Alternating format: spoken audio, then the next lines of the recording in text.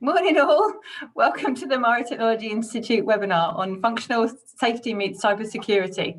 During this event we have a chat function for you to introduce yourself and network with other attendees. You'll also be able to message one-to-one in those systems, and I just need to note that this event is being recorded. I'd like to hand over to Dr. David Ward, who's the Senior Technical Manager of Functional Safety at HORIBA MIRA and Visiting Professor of Functional Safety at Coventry University. And he's going to provide us with an insight to functional safety and an overview of cybersecurity. So without a moment to waste, straight in, David. Okay, thanks, Lisa. Welcome, everyone. I'm Dr. David Ward from HORIBA MIRA. I've over 25 years' experience in safety and reliability of embedded electronic systems in automotive and other industries. I'm involved in automotive cybersecurity as well as technology development in functional safety, connected and autonomous vehicles and vehicle electrification. I'm also an active international participant in key standards activities, notably in the scope of today ISO 26262 for functional safety and ISO SA 21434 for cybersecurity. So without further ado, I shall start my presentation on functional safety meets cybersecurity. Let's look at the agenda for what we're going to cover today. I'm sure many of you are already familiar with these topics, but I'd like to start with a quick recap on what we mean by functional safety and what we mean by cybersecurity. And I think one of the big questions that I keep coming across in the work I do and the people that I interact with is whether functional safety and cybersecurity are complementary activities or whether they contradict each other. So very much woven through the theme of what we're looking at in the webinar this morning is the points in which functional safety and cybersecurity interact, the way that they might overlap, where there might be conflicting potential requirements to address. So that's very much the theme that we're going to be looking at in through the webinar. I'm also going to spotlight some of the challenges we see. It's only a selected few issues, so I've kind of tried to pick one or two key issues in each of the areas, and again very much with a focus on the interactions. Towards the end of the presentation, I'd like to talk about some of the emerging regulatory requirements. So one of the key developments over the last 1 to 2 years has been the emergence of regulation for vehicles relating to functional safety and cybersecurity, and that's very much now starting to shape some of the thinking and approaches, and then we'll look at the outlook for the future, and then we'll have plenty of time for Q&A at the end. So first of all, what's functional safety? Functional safety has become a significant attribute of electrical and electronic systems in modern vehicles. I think we're all familiar with what it means, but particularly in automotive and especially in the way that 26262 is framed, functional safety is concerned with ensuring that risks that result from malfunctioning behaviour of electrical and electronic systems are adequately addressed. You might be a little bit surprised to know that functional safety first emerged as a discipline some 25 to 30 years ago. And certainly we were already thinking about it in the automotive industry around 25 years ago, when for example, in 1994, we published the first MISRA guidelines, not MISRA C, but a document that came before and explained some of the principles of functional safety in the context of the way that we develop software in the automotive industry. And of course, since then, 26262 has been developed, and it's fair to say that 26262 is now recognised as the state of the art. It's the go-to standard in the automotive industry for developing systems to be robust against malfunctions. Although it was published in the first edition was published in 2011, people were already starting to use some of the principles before then. So it was already, once it was published, already widely accepted as the state of the art and the way that we do things in the automotive industry. But I think it's important to recognise that, particularly with the ongoing technological developments in vehicles, with moves towards electrification and things like that, that we can't view functional safety in its own and as a safety discipline. We must view it as a subset of product safety. So ultimately our goal in designing vehicles is to develop deploy safe products. And in the automotive context, there's a number of broad activities that cover product safety. It's referred to in the IATF guidelines, for example, and within the type approval framework, that's the legal mechanism for putting vehicles on sale. Then many of those regulations are focused on product safety. We can then take a bit of a narrower focus and look at safety issues that relate to the behaviour of systems. And one aspect that's emerging in the automotive industry around that is something called safety of the intended functionality, or SOTIF, that I'll say a little bit about later in the presentation. And then, of course, functional safety is focusing in very much on addressing malfunctioning behaviour. If we then look on to see what we understand by cybersecurity, in just the same way as functional safety is an attribute, cybersecurity is also increasingly becoming an important attribute for the electronic systems in modern vehicles. And cybersecurity, we have to understand, is not seen as an end in itself, but it's concerned again with managing risks and ensuring risks that could impact the safety, privacy, financial, operational interests of stakeholders are addressed where those risks result from intentional threats or malicious actions. Security or cybersecurity is quite a broad discipline, as you might expect. And although cybersecurity is a relatively new discipline in automotive, there are already established and mature practices in other domains, notably in IT. And just shown here on the diagram some of the ways in which different aspects of security overlap. So just like with functional safety, ultimately our aim is to have a safe product. So with cybersecurity, it's a subset of the activities that we need to do in order to ensure that we also have a secure product. It's worth noting, and this is a topic that we'll return to towards the end of the presentation, that cybersecurity is now a regulated area. There's a new type approval regulation for vehicles that comes into force for new vehicle types at the start of next year that requires cybersecurity audit and cybersecurity product assessment as part of vehicle type approval. And cybersecurity is also closely related to other disciplines such as functional safety and also updates to software in vehicles. Now, one of the interesting things that we found, particularly as we've been developing the forthcoming standard for cybersecurity, is that there's a lot of different interpretations of what cybersecurity means, and it's perhaps just worth reflecting on some definitions for a moment. The term cybernetics first emerged in the early 1940s. It's relating to control and communication technologies, but in the 1980s, someone coined the term cyberspace, and hence it's morphed into today's vernacular usage. And the official definition, according to the Oxford English Dictionary, is that when we use the term cyber, it's relating to or characteristic of the culture of computers, information technology, and virtual reality. And we know that these days, it's very much the done thing to prepend the word cyber to things. So we had Cyber Monday. Nemesis of a certain science fiction show is the Cybermen, and so on. On the other hand, security is defined as being the state of being free from danger or threat, and I think it's important to emphasise that security is the important part here. What we're doing is security engineering for cyber physical systems, and that's very much the sense of the meaning that we use it in the automotive context. And the fact that we're dealing with cyber physical systems is important.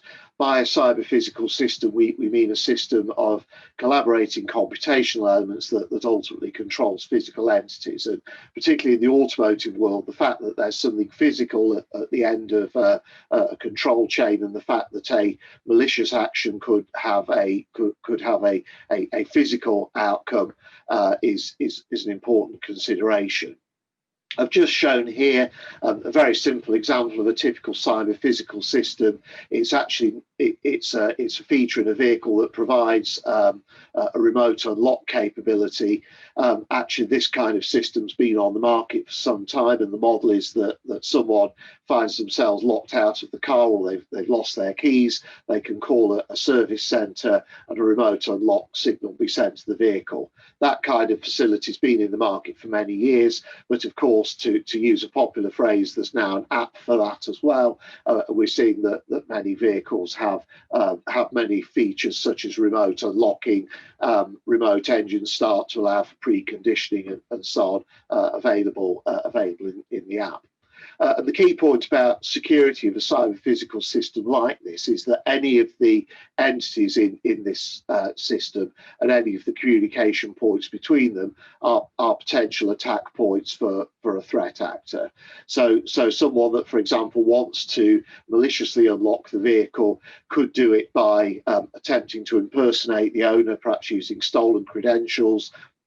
There could be some kind of compromise of the service centre, for example, through a back door in the systems or through social engineering of the employees. It could be that there's a fake app being deployed to an app store. It could be that there's some attempt to intercept or interfere with communication. So all of those are considerations in ensuring the overall security of an connected ecosystem like this, and the features that make use of it. Now, I mentioned that in using the term cyber physical, we're recognising that there's the potential for physical unwanted outcomes to result from a threat action, and because we're here to talk about the intersection between safety and security, it's worth thinking for a moment about the type of factors that cause unsafe behaviour. Ultimately, from a safety perspective in a vehicle system, we're looking to identify and have adequate mitigation against the potential causes of unsafe behaviour. And we can divide those causes into broadly two areas. Firstly, those causes that are associated with unintended behaviour of the system, and also those causes that are associated with the intended behaviour of the system. If we then unpack unintended behaviour, that could result from a malfunction, and that's where 26262 comes into play. So we could have unintended behaviour because there's some malfunction, like a defect in software or a fault in hardware that leads to a malfunction and hence to unintended behaviour. That unintended behaviour could also result from a malicious intent. So a threat actor taking advantage of a vulnerability or weakness in a system to cause unintended behaviour. But a malicious actor could also adversely affect the intended behaviour of the system. There's been a lot of interest recently in what we call safety of the intended functionality, and this is very much motivated by considering the functional performance of sensors and other elements that are part of automated driving systems and driver assistance systems. So, for example, a camera that's used for, or a radar that's used for forward collision warning and collision avoidance, we need to be sure that the functional behaviour of that's correct, that it has a high certainty of detecting a target that it should, like another vehicle in front, but that it won't be falsely triggered by, for example, a plastic bag blowing across the road. And that's what we call safety of the intended functionality. But bear in mind, the intended behaviour could also be affected by malicious intent. We've already seen examples of people attempting to spoof or mislead the sensors that are used for some of these types of features. At the moment, I think that's probably slightly out of scope of 21434, but it is nevertheless another important consideration. To look at this from another perspective, if we look at the root causes of unsafe behaviour, if we take, for example, first of all, poor performance, so that could be poor performance of a sensor like a radar, that primarily impacts on the functional performance of something like a adaptive cruise control or collision avoidance. But if that system's functional performance is inadequate, it could have an operational effect. It could also have an unwanted safety effect.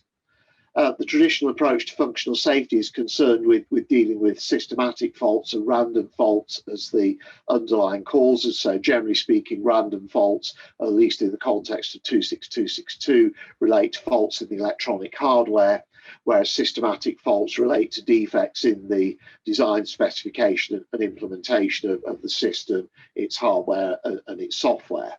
And those kind of defects lead in the functional safety domain to a safety related outcome. In the cybersecurity domain, the cause is generally a malicious attack, but often that's exploiting a vulnerability which is in itself a systematic fault. And in fact, we find sometimes it's the same vulnerability, the same fault that can be the root cause of both someone exploiting the system from a security perspective, but also unsafe behaviour from a functional safety perspective. But a malicious attack can have a safety outcome. It can also affect privacy, for example, compromising users' personally identifiable information. It can have a financial impact on stakeholders, such as a financial loss to the vehicle owner or to the manufacturer, and it can have an operational limitation. So already, I hope you appreciate we're building up a picture that although we have these different disciplines emerging of functional safety, cybersecurity, and so on, clearly some of the causes are linked and some of the outcomes are linked. So it's strongly suggesting that we need to have a joined up approach to these. So that really brings me to the main question for today, which is, are safety and security contradictory disciplines or complementary disciplines? And I'll illustrate the question and some of the balances that perhaps we need to make with reference to one of the typical automated features that many vehicle manufacturers are currently working towards introducing, which is a level 3 feature. You'll find various names like highway pilot or traffic jam pilot. There is, of course, as you're aware, some debate about whether or not it's even right to use words like pilot in this context. We'll perhaps save that to another day. But the basic idea of one of these features is that we purposely allow the driver to be out of the loop. If you've driven a vehicle that has a level 1 or level 2 assistance feature on it, something like lane keep assist or low speed traffic jam assist, you'll find that the system is designed to require the driver to keep their hands on the wheel, and should you in a safe environment such as a proving ground attempt to drive one of these vehicles and take your hands off the wheel, you'll find that the vehicle quite quickly prompts you to put your hands back on the wheel. With level 3, the big difference is that we now allow the driver to take their hands off the wheel. So it might, for example, be a traffic jam pilot that allows the vehicle to drive itself at low speed in heavy traffic, or it might be a highway pilot feature that allows the driver to join a motorway, for example, and then the vehicle will drive itself for an extended period of time. And looking at a feature like this, we see some of the interactions and potential conflicts between functional safety, SOTIF, and cybersecurity. And in no particular order, if we look at some of these implications, for functional safety, availability has now become a key. It's very much a principle in 26262. It's not written explicitly in the standard, but it's an underlying assumption that generally speaking, the driver is present, the driver is in final control. So if an electronic system malfunctions, you switch it off and hand control back to the driver. But in the context of a level 3 system, availability is now a requirement. It's not simply sufficient to switch the system off as soon as a malfunction occurs, because the driver may be out of the loop. So we have to provide some means to keep operating and allow the driver a chance to regain control and or for the vehicle to execute what's called a minimal risk maneuver.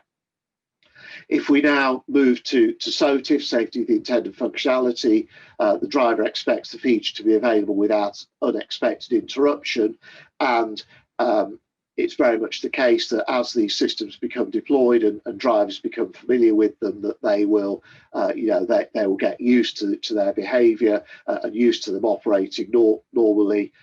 So we find an adaptation of behaviour, and I think one of the key challenges around level 3 is actually managing the handoff between the driver and the automated system. But what about cybersecurity?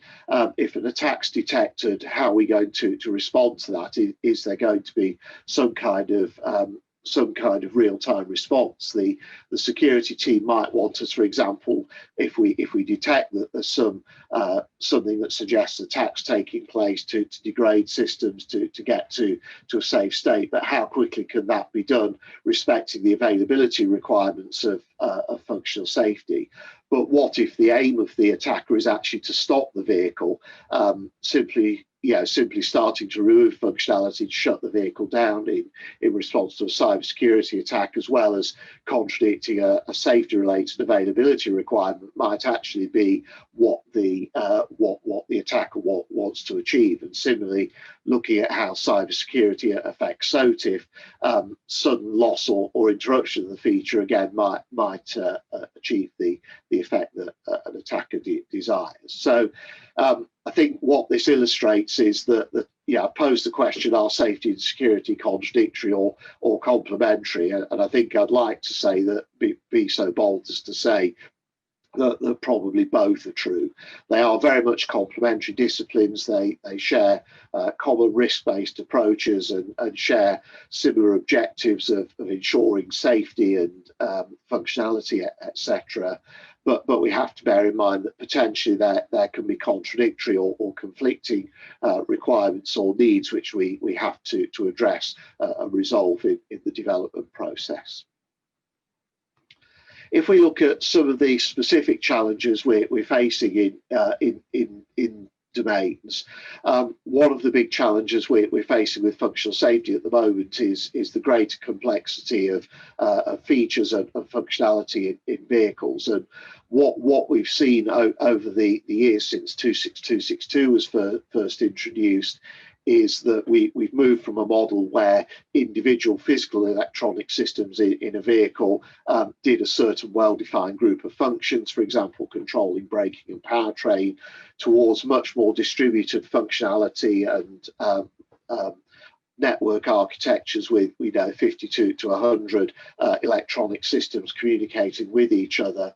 What we've now seen emerging in the last few years is moves towards centralized computing.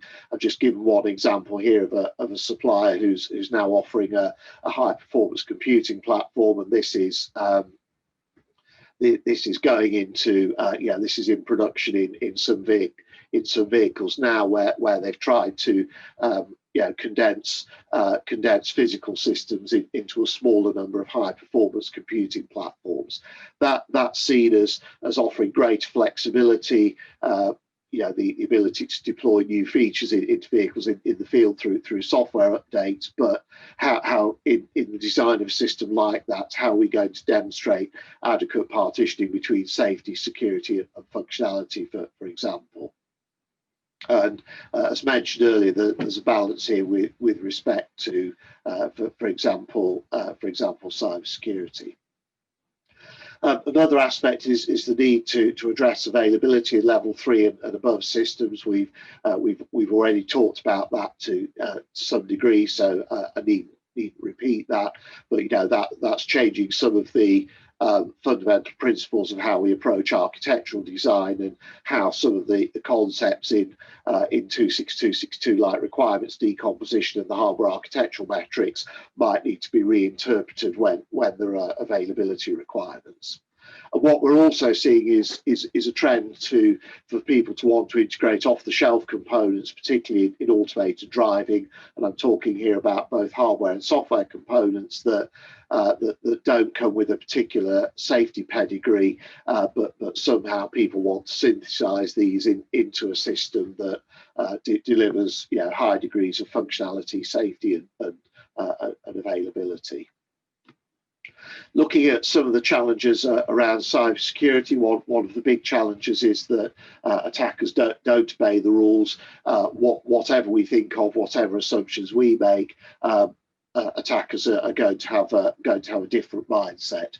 You might see that playing out practically in the way we do testing, for example. Quite often the motivation of developers doing testing is to demonstrate that a product behaves correctly within the specified operating range. But if we think about security testing, the attacker doesn't care about use cases, specifications, or operating ranges. They just care about trying to do something, trying to prove that they can cause unwanted or unexpected behaviour in the system. So, we need a different mindset, a different approach to thinking about things like test cases and test coverage.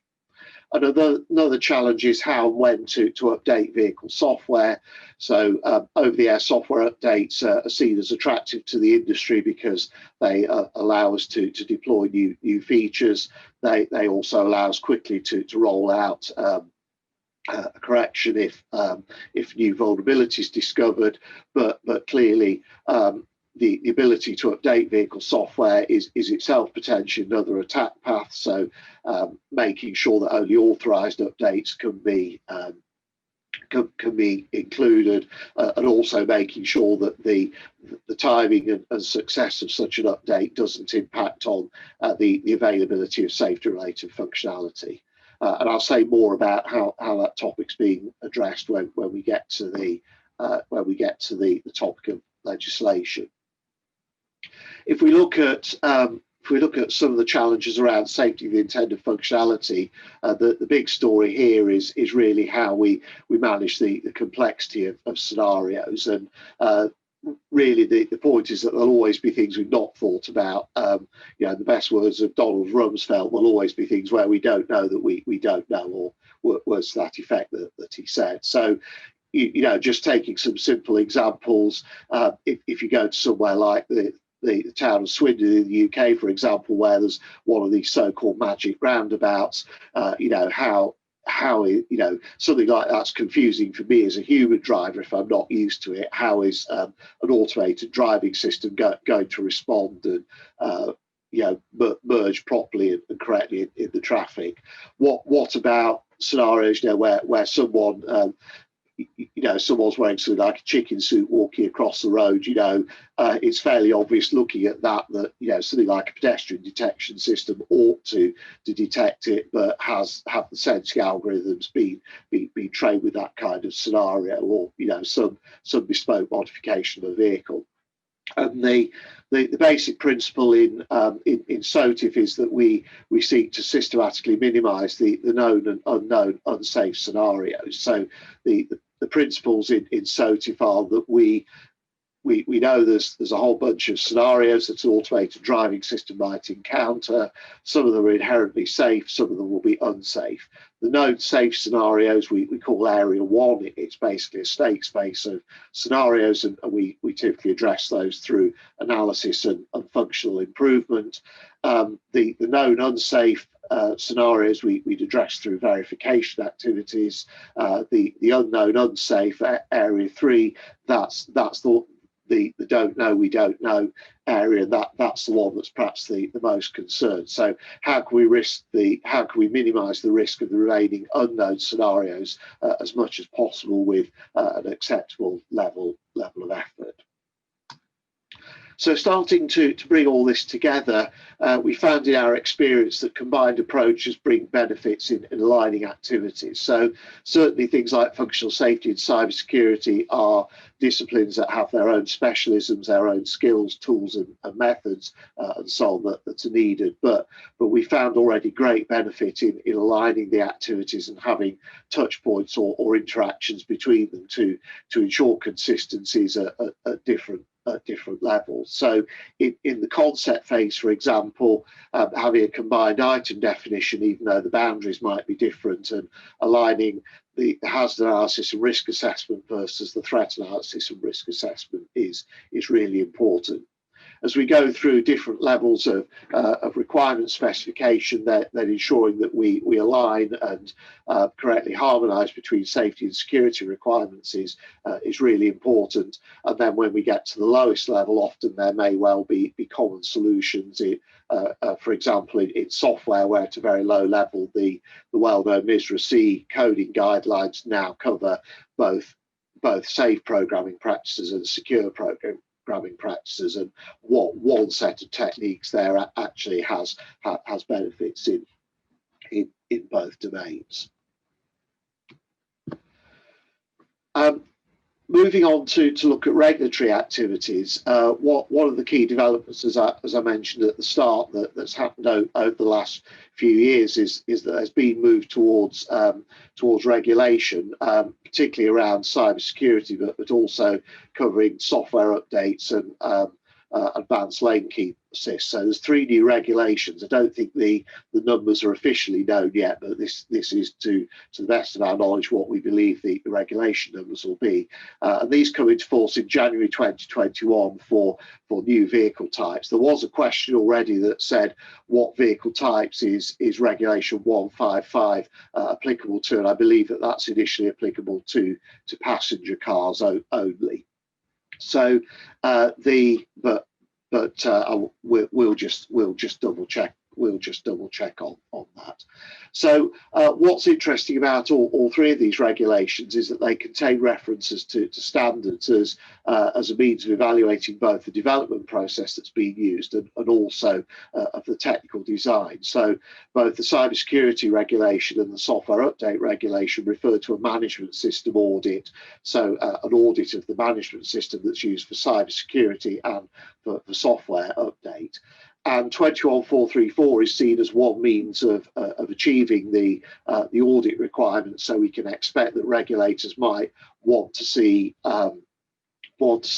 evidence of a management system audit against 21434 being carried out. I think it's fair to say that the regulations don't go as far as mandating 21434, but because it's given as a standard that can be used, it will effectively become the de facto way of meeting it.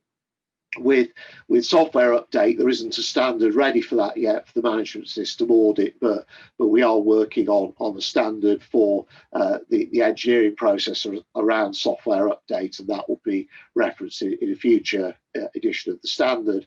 And then the advanced lane keep assist regulation, that's referring to level 3 features that calls out both 26262 and SOTIF as areas that the regulator needs to be competent in, and also that the regulator needs to be competent in evaluating the links to cybersecurity. So we've got here a regulation very much targeting the kind of level 3 features I used as an example earlier in the presentation, where you can expect that regulators are going to take a very active interest in understanding what's being done on functional safety and SOTIF and cybersecurity. I think one thing to watch is the extent to which how deep regulators will want to go in evaluating products. Certainly, I think the expectation of the regulations is that effectively the technical services or the type approval authorities will, if we can put it this way, audit the audit. So they'll expect manufacturers to have carried out or have commissioned independent audit and assessment activities, which the regulator will then review.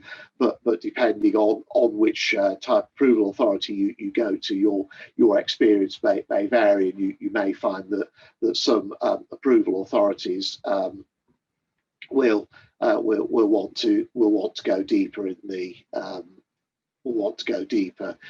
the process. And already we're seeing some, we're seeing some emerging guidance on how standards and guidelines relate to each other. So, in order to achieve the cybersecurity regulation, the organisation has to demonstrate a cybersecurity management system, and that's required before vehicle type approval is given, based on a judgment of the technical design of the vehicle from a cybersecurity perspective. So 21434 can be used, the audit activities in 21434 can be used to demonstrate the capability of the cybersecurity management system, and there's also work underway on a set of audit guidelines to support that. Similarly, the assessment activities in 21434 can provide evidence for the technical, the product-based aspects of vehicle type approval. Where we're going in the future, safety and security will be ongoing topics of relevance for highly automated driving. And I think it's fair to say that the industry is still working on and developing common approaches for high levels of automation. If you take SOTIF, for example, the currently released document only applies up to level 2. There is a full standard under development that should move to its first public ballot next year that will consider application to high levels of automation, but it's by no means got all the answers. We're also seeing the potential emergence of further standardisation in this space. So a couple of years ago, a number of industry people produced a white paper called Safety and Security for Automated Driving.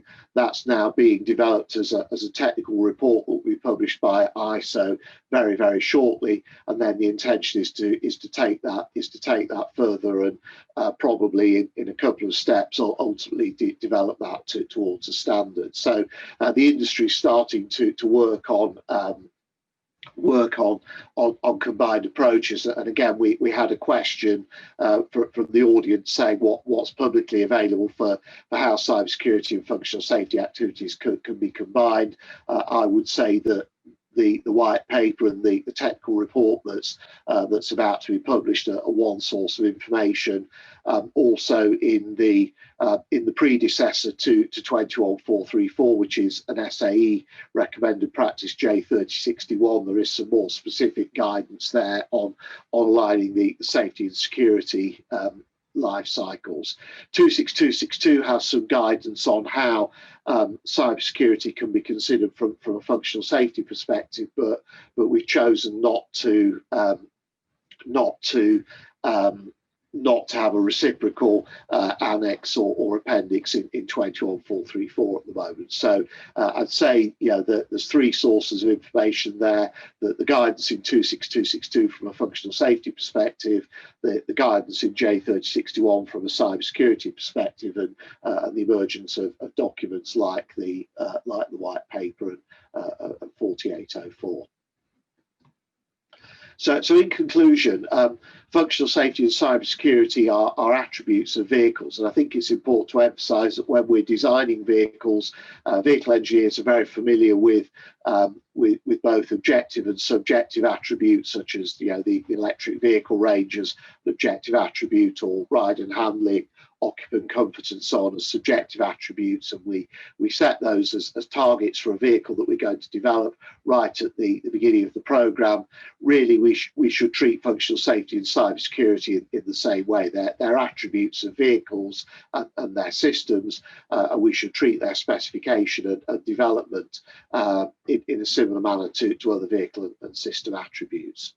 Both functional safety and cybersecurity share a risk-based approach. So both of these have a process of identifying the potential hazards or threats, understanding the risk associated with those, and then mitigating those risks to an acceptable level. And because there are many touch points and interactions between them, interaction between the disciplines is a key need in the way we develop products to achieve the required attributes and properties of the systems. As we've seen also, the regulatory interest in these disciplines is growing, and requirements are starting to emerge. So, any of you that have heard me talk about functional safety previously will will have heard me say that, you know, it's not a legal requirement yet to follow 26262, though because it's the state of the art, it's effectively implicitly required by product liability. But we've seen, you know, particularly in the lane keeper assist regulation, that there's now starting to be moved towards regulatory requirements to use 26262. And finally, the growing complexity of the systems we're fitting to vehicles driven by connected and automated vehicles underlines the importance of these topics. So thanks for listening, and we can now move into the Q&A session. Thank you, David. That was brilliant. There's a virtual clap from well over 100 attendees at the moment, so thank you very much. We've got loads of questions coming in, so we can't answer all of them, but we're going to pick a few. And I know, David, you have answered some of these already. I know you answered a couple, but I glitched out a bit. So if I repeat any, David, just tell me off. So we've got, when it comes to the implementation of 21434 and 26262 system HW and SW, how will companies align between, for example, ASIL and cybersecurity risks? And he gives an example of planning and alignment for methods. Yeah, that's a great question. So thanks for asking that. I think at the moment, as you know, in 26262, there's quite detailed tables of methods that essentially specify the rigor related to the ASIL, and a lot of that is concerned with driving down the likelihood of systematic defects being present in the system. We've had a huge debate in the context of 21434 about whether we need an equivalent to ASIL. So I see there's a question in the chat as well, which I'm saying, do we have any security levels in cybersecurity? So I'll kind of answer both of these together. The short answer is yes, we do.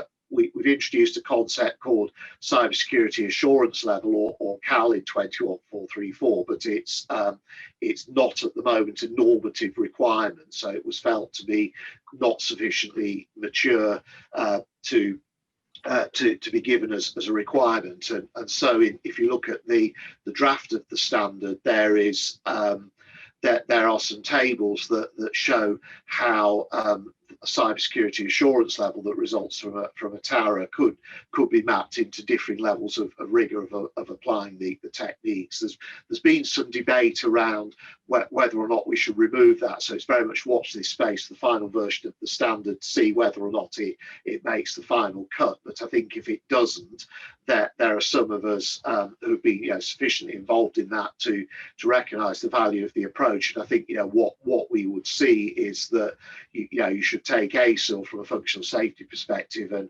CAL from a cybersecurity perspective, and look at how you might then, for example, have combined techniques to achieve both. Of course, one of the interesting things is going to be if a function has for example, a higher CAL but a lower ASIL, which one you then go to. So a good example that I often use is an electronic steering column lock from a functional safety perspective.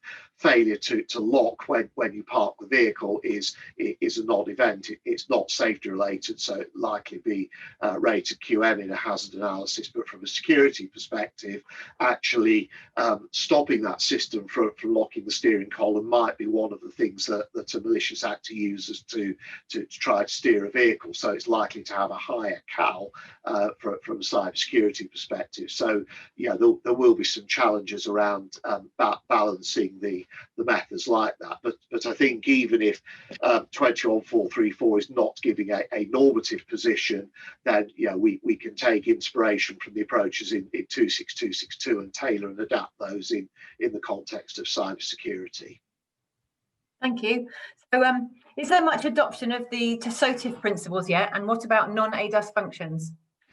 So yes, there is adoption of the SOTIF principles yet. So they're actively already being applied in level 2 and even some level 3 systems, even though the official scope of the document that's available doesn't go to level 3. So yes, it's something that many of us are actively already doing in the day job. when you asked about non-ADAS functions, I assume that you mean the regular functions in the vehicle. So if you take something like braking, for example, yes, we are concerned about the intended functionality of that, but the scope of SOTIF is very much around driver assistance systems. So the way that you'd address the functional performance or the intended functionality of something like braking would be through appeal to the regulation. So Reg 13, for example, the braking regulation tells you what you need to do and how you achieve the intended functionality. And once again, that's something that can impact on functional safety. Thank you. How far into the supply chain would we expect the regulatory activities to go, and assume that only at vehicle level with supplier evidence collated by OEM? That's a really great question, and I think I think it's probably right to assume in the first instance that it would be at the vehicle level, because ultimately the type approval regulations are for the vehicle level, and they apply to the sale of vehicles. Within type approval, there is in some of the regulations the option to have an electronic component, like a system approved as what's called a separate technical unit. From memory, I don't think that route is applicable for cybersecurity, but I think it's inevitable that there may be questions that go down the supply chain. And so although the focus of the regulator will be type approving a vehicle, some of the evidence might need to be supported by supply chain activities. Thank you. So you briefly touched on centralising computing. Is this not contradictory to safety endeavours, i.e. no graceful degradation of the safety functions within the whole system? Distributed safety functions would perhaps be better. That's a really great question, and and if I'd been in your position, I would have asked exactly the same question. Obviously, I'm not party to what's gone on in the internal design of these systems, but I think that is a really important topic that has to be considered.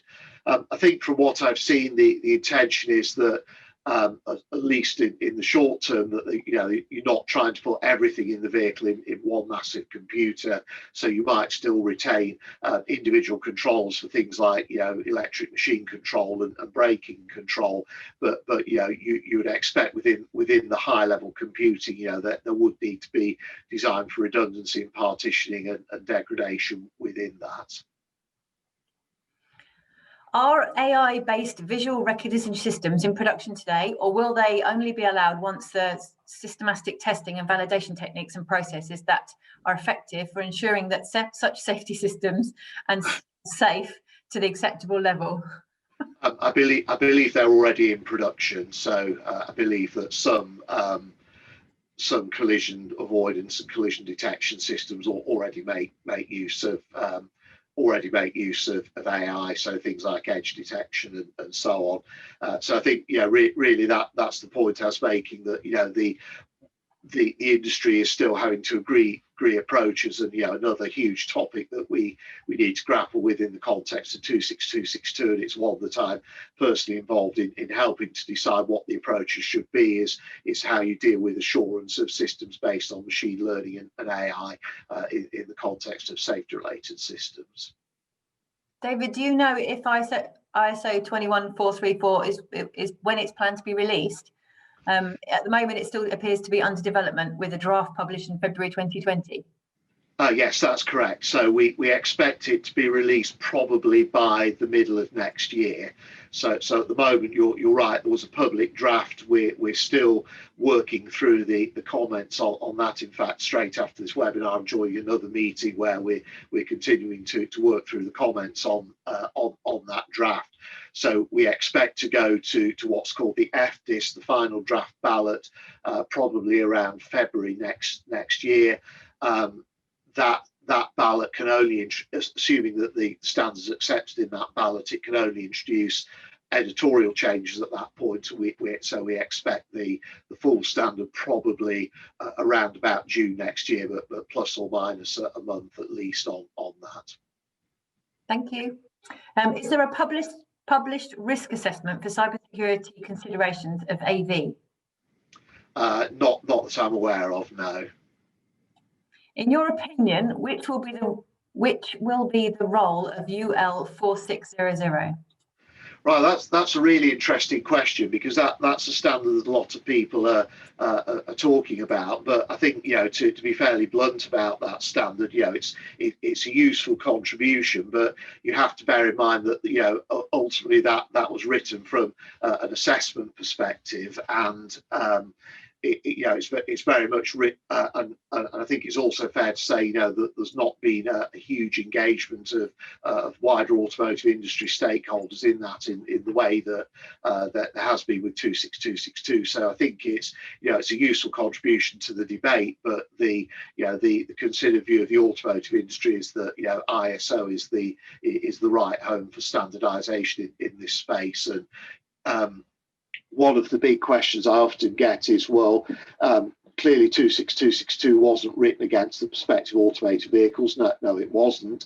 So, well, what do we do in that space? And what you found is various people rushing to publish standards in that space. You've got UL 4600. There's a whole bunch of documents come out of BSI, our national standards body in the UK as well. So there's lots of debate and lots of useful documents being produced, but ultimately we need to converge on an industry approach to activities in ISO. And so that I think will cover both how we need to adapt 26262 itself.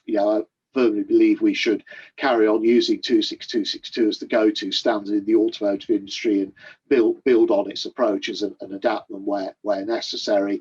And then we'll also see the emergence of additional standards to perhaps deal with some of the specific issues. In an L4 system, HORIBA development, would you consider the controllability as C3 for all of the hazards events to come up with an ASIL for the safety goal? That's a very interesting question. I think I'd sort of probably rather not answer that directly, because the whole notion of controllability is founded on the driver being present and whether or not the driver can take some action. And even in the definition of C3, it's recognising some very exceptional drivers might be able to take action, but the norm is probably not for not for your average driver to be able to react. So I think potentially in the context of level 4, you might even need to consider whether you tailor the hazard analysis process itself. One way of doing that might be to say, yes, we say that it's automatically C3 if the driver isn't present, but I wouldn't like to give that as the definitive answer, and certainly you may well need to consider whether a slightly different approach to the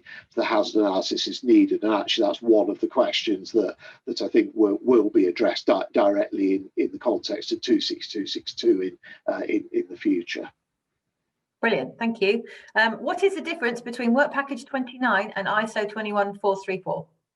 So WP29 is the group in the United Nations Economic Commission for Europe, which is the World Forum. So WP29 is the World Forum in the United Nations for harmonising of vehicle regulations. So WP29 is the group that's developed the Reg 155, and then 21434 has come out of ISO as a standard. There are people that have been involved in both. Some of us at MIRA have been involved in both the regulation and the standard development.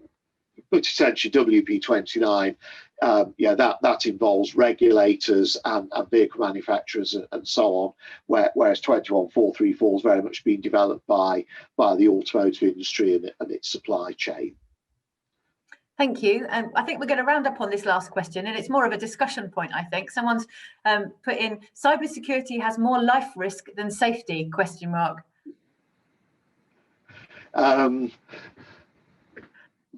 it, ?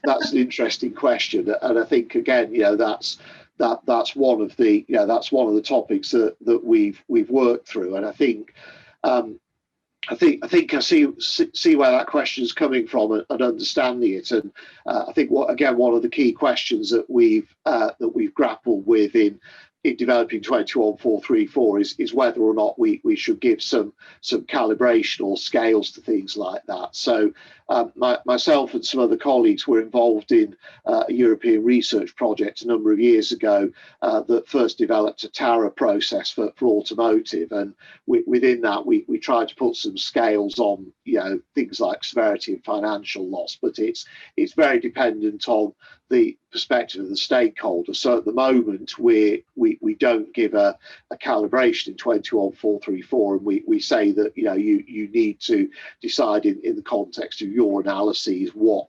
the scale of those should be. Thank you, David. Lots of questions came in, so we'll round it up there and say thank you very much for all the questions, and thank you, David. Virtual round of applause again for your question and answer session and your presentation. It was brilliant. Just want to say thanks to everybody for joining the event, and we hope you've had gained a broader insight to the functional safety and cybersecurity in automotive engineering. And just to highlight that the MIRA Technology Institute is here to help you and your workforce upskill, reskill, and everything around it within this area and broaden your knowledge. Please do visit our website, mti.ac.uk,